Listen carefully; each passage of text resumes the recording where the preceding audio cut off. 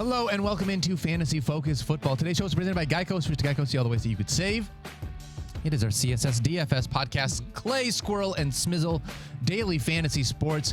Welcoming in our good friend Al Ziedenfeld, all the way from Los Angeles. Al, it is always good to see your face. How you doing, bud?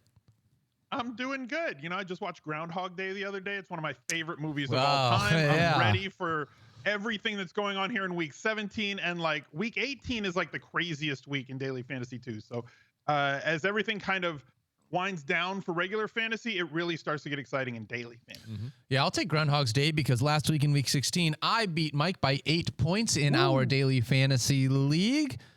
Mike is still ahead 11-5 on the total season, but it doesn't matter. No big deal. Shout out to Nitrous or Entroys. His nickname's Nitrous. That's what we're going with. Nitrous, 211.4 points. Crushed it in You our call me tournament. Nitrous from now on? I will Nitrous? not. No, Nitrous Clay. And the NSS podcast? Ooh. Nitrous. We can maybe Smith, do that. Squirrel. We'll think about that. I like it. I like it. Shout out to Nitrous for 211 points. That's awesome nice in our effort. DK League. You are up 11-5 on me on the season in spite of me getting a win. I think there's at least a chance. There are 6 weeks left between 17, 18, and then the playoffs. If I win out here, Mike Clay, there's at least a chance. I wouldn't bet on it. I wouldn't bet on it either. I wish you the best of luck, sir. I appreciate that. Thank you very much. All right. Join our free league over at DraftKings. Free to enter. $1,000 in prizes this week. At Mike Clay NFL, at Daniel Dopp. Follow him at Al Ziedenfeld. Also go to smizzle.tv/links for all the things that Al does outside of this as well. And let's jump into the week 17 slate at the quarterback position where we start like we always do with whoever is taking on the Detroit Lions. This week it happens to be Justin Fields at $7,900. It is $7,900. He is second in pricing or third if you include Jalen Hurts. We don't expect him to play. So really second in pricing this week against the Lions. And look, he's coming off a dud. Not worried about it. Maybe some people will see his production last week and not use him.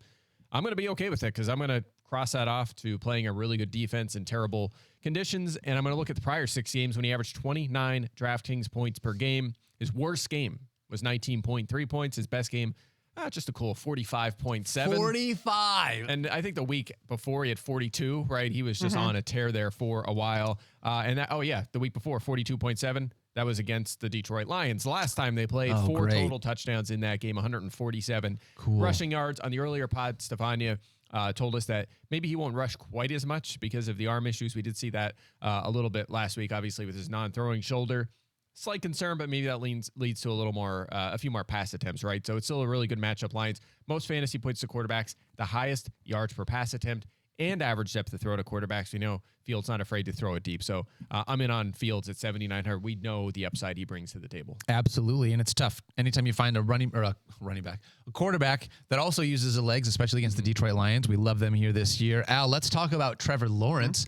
Taking on the Houston Texans, you're going a different route. $6,200 for Trevor Lawrence. What do you like about this matchup? I mean, he's like Hansel. He's just so hot right now. He is. Rushing touchdowns in 2 of his past 3 games, 3 or more passing touchdowns in 3 of his last 5, 30-plus rushing yards, or the 300-yard bonus in 5 straight games. Look, we're going to need Houston to push them a little bit in this game, but he is so good right now. Every one of his pass catchers projects to beat their median projection. If he throws for 3 or more touchdowns, somebody has to be on the receiving end of them. And with everybody and their mothers going to be on Travis Etienne this week going against Houston, a good way to leverage off of that is to target the passing game through Trevor Lawrence. Man, that was a tough one for me. I know that the Jags pass catchers are underpriced and you can maybe fit one in here or there and cash it. But in cash, I would not want to use Lawrence or multiple pass catcher. It's just, the Texans, it would shock you how little they've given up to passing games this season. Everyone just runs on them. So, but I'm saying all that from a cash perspective, right? Totally get it from a tournament perspective. I think it makes sense to be a little contrarian because of that. So I hear you, Al. Totally get it from that perspective. I'm just nervous about them because you don't have to throw. They haven't allowed much production. What is it? 5-6 touchdowns to receivers this season? This whole season, yeah. Like, it's a shocking low number. It's just, you don't have to throw against the Texans. I mean, they're always behind, and because running backs are averaging like a league high 27 rush attempts against them, and like they're giving up basically half a first down on every single running back carry. So like you don't have to throw, and they're in running script situations every time teams play Houston. They rarely play from ahead. So teams just don't need to throw it. Right. That's exactly right. That's my concern about the ceiling here. I just don't know if there's much of a ceiling with these guys. But, if you want to set a few lineups, be contrarian. Price point. That's your Not opportunity. Certainly with Ingram, too. All right, let's talk about a couple other quarterbacks that we like. Jared Goff at $5,600. On the other side of that, Justin Fields play Jared Goff has hit the 300-yard bonus in 4 home games. They are at home. He's also thrown multiple touchdowns in 7 of his 8 home games this year. Also like Kirk Cousins, $6,400. And Gardner Minshew, $5,500, taking on the Saints. A little bit of a tougher matchup, but definitely saving some money if you want to go with Minshew there at $5,500, who was really nice last week. He was. All right, let's talk running back position. And speaking of being really nice, James Conner, $7,200, Mike Clay. What do you like about James Conner this week? Yeah, he's a top 3 running back in our rankings for season long this week, and yet he's just $7,200 at RB6 in pricing. It's just too low for a guy that has been a fantasy superstar now for 6 straight weeks, touchdown in 6 straight games, 23-plus fantasy points in 4 of 6. 20.8 fantasy points per game during that span. Only Josh Jacobs is ahead of him. And how about this? 92% of the snaps and 21.7 touches per game. Wow. Just high-end usage and production. Last week, they had 73 offensive snaps, which is a big number. The league average is around 64, 65. He played 71 out of 73 snaps. The guy doesn't come off the field. He's heavily involved in the passing game and the running game. Going up against Atlanta here, more of a neutral matchup, but the usage is incredible. Connor at this price point, love him. Yeah, that seems crazy to me that we, like you said, we have him as a top 3 running back in season long, but here he's only the 6th highest priced running back on the slate at $7,200. His so price just really hasn't caught up to Yeah. what he has done. He's still kind of discounted because of the injuries in the first couple months of the season, maybe a little of the bad offense, but he's kind of snuck in there and been dominant now for a month and a half. Yeah. Well, speaking of being dominant, we just talked about this. The Houston Texans are not good against running backs, Al Ziedenfeld, and so why not talk about Travis Etienne? Only $6,400 here, and he's been seeing more work in the running game over the last month. Yeah, so it's been as simple this year in daily fantasy as just play the running back playing against Texans. So, why would I stop now? It's week 17. I'm still going to do the same thing.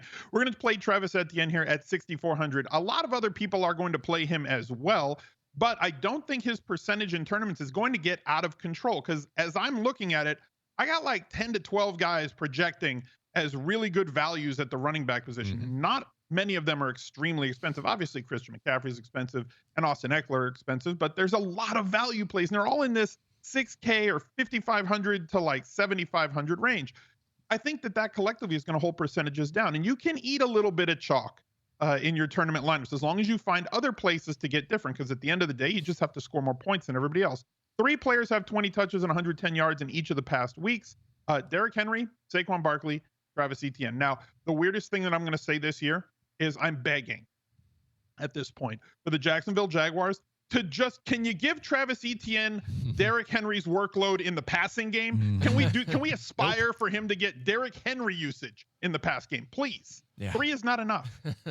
It really isn't. Yeah. With how good this kid was in college at catching the ball and all the things that could be here, I know exactly how you feel. We've been talking about it all season, where we just want to unlock more Travis Etienne. Yeah, and the problem is the same problem quote that the Saints are having, which is why they're using Alvin Kamara as their primary rushers. They don't trust anyone else in that role. So he's handling all these carries, and they have no one there. They can't leave him out there for every single play. It's too much of a workload. So seeing that same kind of issue, maybe they'll add a bigger back next year. We'll see.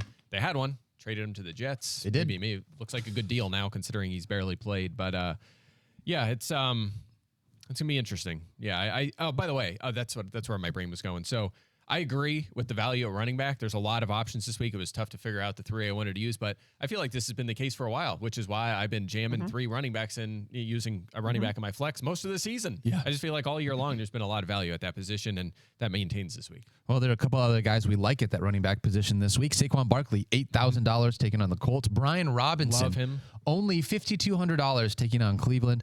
Tyler Algier as well. He's had 2 great weeks back to back. $5,300 against Arizona. Miles Sanders got a ton of volume last week without Jalen Hurts under center. Sub $6,000 running back again, taking on the Saints. And then Dalvin Cook at $7K, taking on the Green Bay Packers. Just sneaks through just one of them guys. No one talks about him. Just keeps doing the job all year long. Speaking of doing the job, Geico asks, how would you love a chance to save some money on insurance? Nah. Of course Oh, you yes. would. Oh, that's right. Yes, I would. And when I it would comes like to that. great rates and insurance, Geico can help. Like with insurance for your car, your truck, your motorcycle, your boat, and RV. Even help with your homeowners or renters coverage. Plus, add an easy-to-use mobile app available 24-hour roadside assistance and more. And Geico is an easy choice.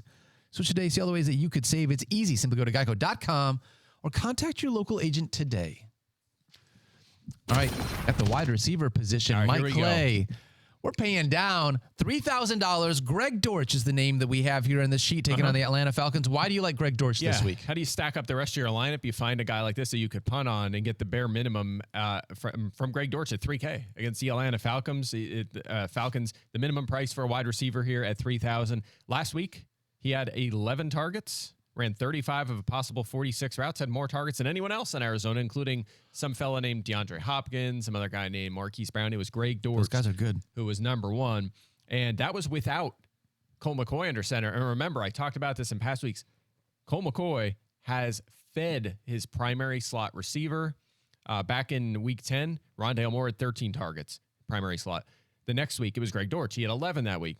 The last 2 weeks, it was weeks 12 and 13, it was Hollywood Brown, who had 8 targets in both of those games. And then, of course, last week, he wasn't in there, but Dortch had 11, right? So he's back in that role. Yeah. McCoy likes throwing in that position. It's a good spot for him at this price point. He should be able to get to 9. He might have like 6, 7 catches alone, and you just need 9 points to pay off this salary here. By the way, Atlanta, the most fantasy points over expected to receivers this season. They've been better lately. I've talked about this. I talked about it in the earlier pod, but it's really been against the perimeter. Not as good against the slot, which, again, is where Dortch is going to be. So this is a good spot, especially if A.J. Terrell shadows DeAndre Hopkins. Just going to open up more and more and more. Again, this is a guy that's a sleeper for double-digit targets at $3K. I don't know how you don't just plan him in your cash lineup. You can do just so much else, as we'll see a little bit later on. Gives you a lot of flexibility, does Greg Dortch. All right, Al, let's talk about another wide receiver here. I'm stoked about this one. Drake London has been coming on the last couple of weeks. Right now, still sub $5,000, $4,900 taking on the Arizona Cardinals. What do you like about Drake London's matchup this week? I mean, can you spell secondary stack, kids? I think you can. S-E-C-O-N-D-A-R-Y. Off of Greg Dortch, you go right here to Drake London, who's getting 35% of the target market share from Ritter. 6 catches or more 4 times this season, and 3 of those times have come in the last 3 games. He's getting absolutely peppered with targets. 9 targets in week 16, 11 in week 15, and 12 in week 13. Now, he has not scored over that time frame, but 6+ catches and 70+ yards in all of those games. Mike mentioned how all the running back value has been there this year on DraftKings, and they've really ratcheted up the mid to low priced wide receivers. But with Dortch and London, now we have 2 guys where we can target targets in this spot, and they correlate well with one another. I think that this game, specifically through Dortch and one of the high volume Atlanta players, is a very easy place to go for a secondary stack in tournaments. And nobody wants to play Drake London because he doesn't score a lot of touchdowns, because that offense doesn't score a lot of touchdowns. But you can't give a 6'4", 220-pound receiver that many targets, that many catches, and that many yards and not have him wander into the painted area at some point. Sooner or later, I would think regression is going to get him there, and he's been getting a lot of usage. Yeah, I agree. And if you don't want to go London, you have Tyler Algier, who's the pivot there, I think, if you want to do the secondary stack. I'm with you. All right, a couple of the wide receivers that we like this week. Corey Davis, $3,700. But yeah, I like him more when Zach Wilson's in there, because that's Zach Wilson's boy. Right? Yeah. He loves throwing him the ball. He's not going to be in there. It's going to be Mike White. But, what about when Mike White is out there? Do you like Garrett Wilson? I like Garrett Wilson. Yes, we There do. it is. $5,500 taking on Seattle. We always love Justin Jefferson. The fact that Justin Jefferson still hasn't hit 10,000 is crazy to me, because has he not hit 30 fantasy points in like 4 of his last 5? And also, 3 of his there's last 2 4? games left, and he's on track to break the single-season receiving yardage record. They're going to try to get that for him, so he'll be busy. They're going to keep him very busy. Amon-Ra St. Brown, only $7,800, 6 week 8, 3rd in targets, 2nd in catches. Last time he played these Chicago Bears, he was 10 for 11 for 119 yards. Reminder, it's a home game. You get home Jared Goff here, so that's nice. Zay Jones, 5,000 against Houston, and a couple other cheaper guys here. Tutu Atwell, 3,600 against the Chargers. Elijah Moore, 3,500 against Seattle, and then Cortland Sutton, 5,100 with Russell Wilson under center against Kansas City. You'll notice three Jets receivers on that list. Again, Mike White is back. The Jets receivers have been underpriced pretty much all season. We've been using Garrett Wilson a ton right? Mike White throws the ball a bunch, right? Exactly, and this is going to upgrade their passing game. It is a tough matchup in Seattle. They've been pretty good at slowing down passing games. That's what gives you a little bit of a hesitation, but hey, throw a GPP lineup at it. White, Wilson, Moore, Davis, maybe Tyler Conklin, something like that. Bring it back with a Metcalf, something like that. Maybe lock it off the injury. People might be a little scared off. You have some things you could do. Actually, you might not want to go receiver against the Jets. Might not be the way to go, but Kenneth Walker, maybe something like that. You can do a little damage. All right, let's talk about the tight end position here, Mike. I know that we have talked about this Houston Texans defense a fair amount. I feel bad we've been picking on them a lot, but Evan Ingram, $4,400, also taking on the Texans this week. It's tough to be able to get away from what Evan Ingram has done at the tight end position. Yeah, how about 14-plus fantasy points in 4 straight games? We'll take that at a $4,400 price point for sure. 10 targets per game, 7 or more targets in all 4 of those outings. That's during that 4-game stretch. It's just the volume has been there. The production has been there. 2 of those games were 100-yard games, so we're getting the 3-point bonus as well. If you look at that 4-game stretch and you compare all tight ends, he has 20 more fantasy points than any other tight end. He has been dominating this position. He's in our top 3, I think, consensus, ahead of Mark Andrews this week. Do you know where he's at as far as the price for tight ends this week? 8th.